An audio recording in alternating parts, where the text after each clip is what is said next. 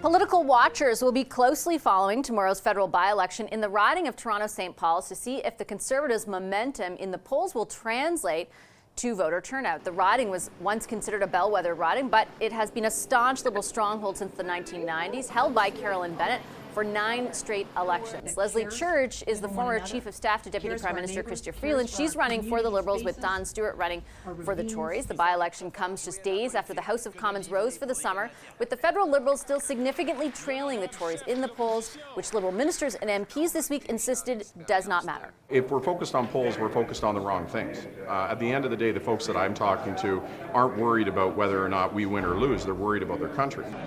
Just work harder and just make sure that you get the word out on the work that you are doing. You know, I mean, there's no magic formula to this. I'm going to be convincing my constituents they should still be voting for me. You vote for a person on the ballot, not a party. As for Conservative leader Pierre Poilievre, he's already kicking off his summer tour with the first stops in Quebec. Our Sunday strategy session is here to dig into all of that. Kathleen is a former NDP strategist and director of communications to the late Jack Layton.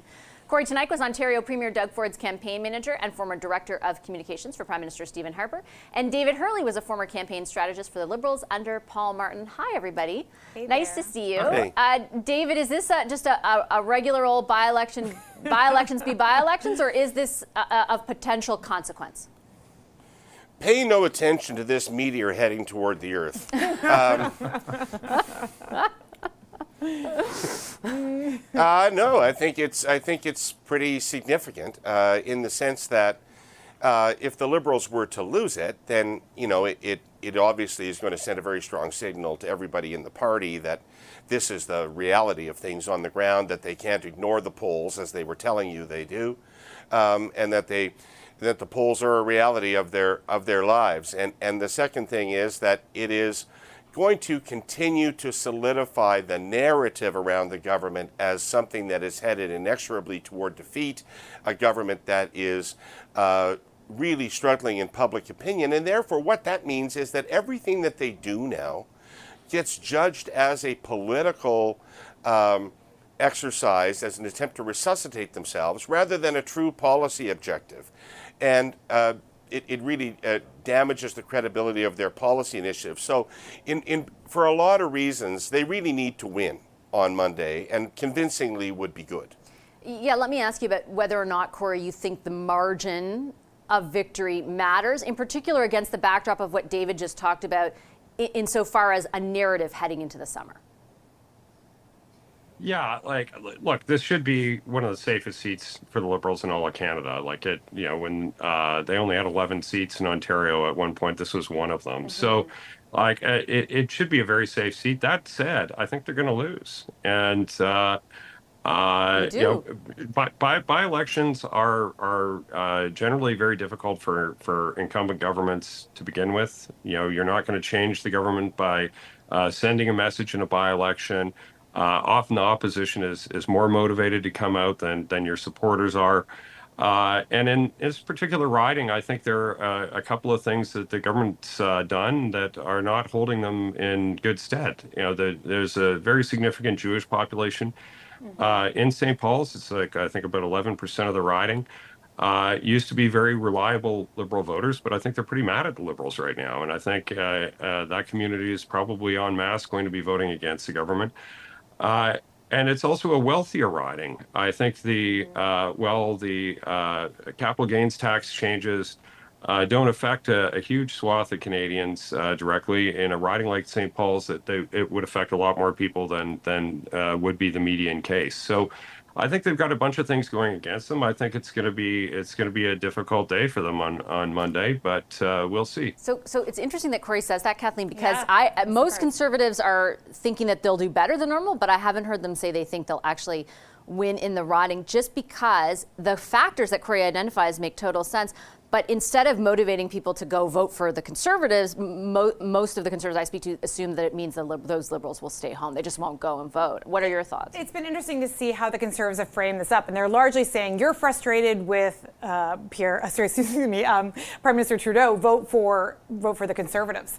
And I actually think that they haven't actually put a case on for why they should win the riding. I'm also surprised that Korey actually is calling it for the blue team, because ultimately I don't think that margin election in this case matters. I think a win is a win and a win for a by-election. I'm not saying that for sure they're going to win it. It is supposed to be a safe seat for the Liberals, but it is always been a seat that has flipped between the Conservatives and the Liberals.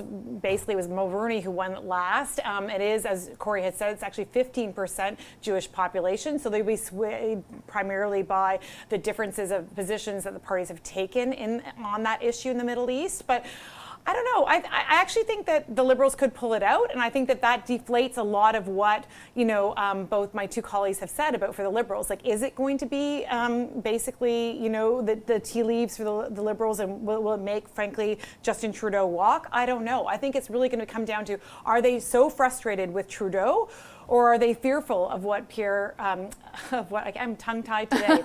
Are they fearful of Pierre Poilievre, and they don't want to put him into office or give him a vote of confidence? I take your point on that, David. I think, though, if the Liberals were to lose, the questions would be fast and furious to Trudeau if he's going to stay. Like, that would become the story the next day, I think. Yeah, I mean, yes, but again, when it comes to the leadership, this issue rests solely with Mr. Trudeau. He is telling everybody in as emphatic a way as he can that his current intention is to run in the next election. And I believe he has factored in what the result may or may not be in St. Paul's. So I actually don't believe the result is going to change his thinking at all. But what it is going to do is throw the party into an even greater state of despair and angst about all that. But nobody has any ability to affect change in that regard. So, Mr. Trudeau, I'd be surprised if any margin in this on Monday night's result really affected his decision, because he's playing a longer game. He's saying, I'm going to wait and see what happens with Trump's election, and I'm going to wait and see if the economy gets better. I've got a year, maybe a year and a half, maybe 2 years to climb out of this hole, and I'm not really going to be very focused on Monday night, is my guess. Korey, I think you're nodding. I think you think he's also sticking around for a while. I think he's going to resign before the next election, but I don't think it's going to be this summer. I think it's more likely to be next summer than this, and not this summer. But we'll see, I guess, right? But I think what we're seeing in all the public opinion research is that the minds of Canadians are closed to Justin Trudeau. Like, he is a dead letter in terms of 70% of the population have no interest in hearing anything Liberals have to say, so long as it's coming out of his mouth. And until they change leadership, I think their goose is cooked. I think it's a Poilievre government for sure. Split the difference for us, Kathleen. What does that mean for the summer? Do you anticipate Justin Trudeau front and center for the Liberals on the so-called barbecue circuit, or a more withdrawn presence? He could take a step back. He could try to recalibrate, instead ask his MPs to do the barbecue circuit and talk to their constituents. We heard that coming out of last week's caucus, that they were all going to start shaking hands and really get out there. I mean, that's one tactic. Another tactic is to use some advertising dollars that they could start rolling out. I mean, what Korey doesn't reflect in his statements is, yes, Canadians are frustrated with Justin Trudeau, but they still don't really know who Pierre Poilievre is. And they do have issue sets that greatly concern them about Pierre Poilievre and possibly electing him. Things around pensions, concerns around his refusal to get security clearance, to read the foreign interference stuff. I was, part of a focus group just last week, and I can tell you those issues were popping. Also concerns around reproductive choice, also concerns around guns. There are many issues, when teased out, that people have around Pierre Poilievre. So the Liberals need to start talking about that. Yes, they're frustrated with Justin Trudeau, for sure. Korey's right on that. So they could, yes, change leaders, or they could start damaging the other opposition leader. I mean, they're talking about it. They're just not advertising about it. Yeah. Okay, I got to leave it there. Thanks, everyone. Appreciated our Sunday strategy session. Have a wonderful summer. Appreciate it very much. David Herle, Teneycke, and Kathleen Monk.